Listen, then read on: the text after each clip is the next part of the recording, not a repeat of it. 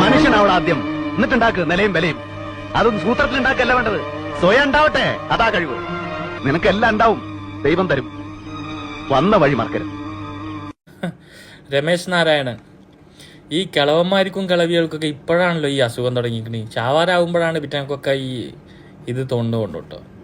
ചാവാരാവുന്ന സമയത്ത് നമുക്ക് കുറച്ച് പ്രായമൊക്കെ ആവും തോറും നമ്മൾക്ക് കുറച്ച് എളിമയും ഒരു സ്നേഹമൊക്കെ കൂടുക ചെയ്യൽ സാധാരണ അങ്ങനെ.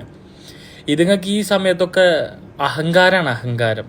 ശരിക്കും പറഞ്ഞാൽ കേരളത്തിലൊന്നും ജനിക്കേണ്ട ഒരു നാറിയല്ല ഇയാൾ, അല്ലേ?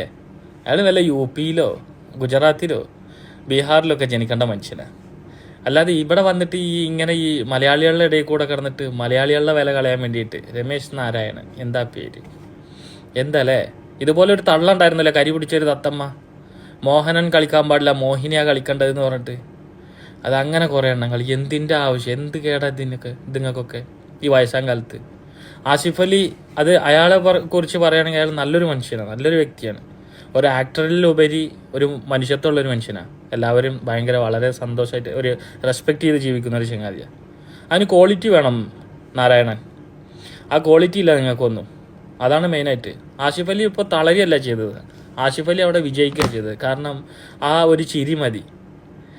നിങ്ങൾക്ക് ഞാൻ പറയുകയാണെങ്കിൽ ഇതൊക്കെ ആ ഷൈം ചാക്കോനെ കൊണ്ടാ ചെയ്യിപ്പിച്ചെങ്കിൽ അയാളെയാണ് ഇങ്ങനെ നിരസിച്ചതെന്ന് വിചാരിച്ചോ. മൂപ്പര് ആ സാധനം വെച്ച് തലക്കടിച്ചിട്ട് റീത്തും വെച്ചിട്ട് പോയേനെ. അല്ലെങ്കിൽ വിനായകൻ ചേട്ടനായാലും മതി, ആ ഉള്ളത് മുഖത്ത് നോക്കി നാലെണ്ണം പറഞ്ഞിട്ട് പോകും. പക്ഷെ ആസിഫ് അലി പറഞ്ഞു കഴിഞ്ഞാൽ അതൊരു നല്ല കലാകാരനാണ്. ഇവരൊന്നും നല്ല അല്ലാത്തല്ല കേട്ടോ, ക്ഷമയുള്ള മനുഷ്യന്മാരാണ് ഇവർ.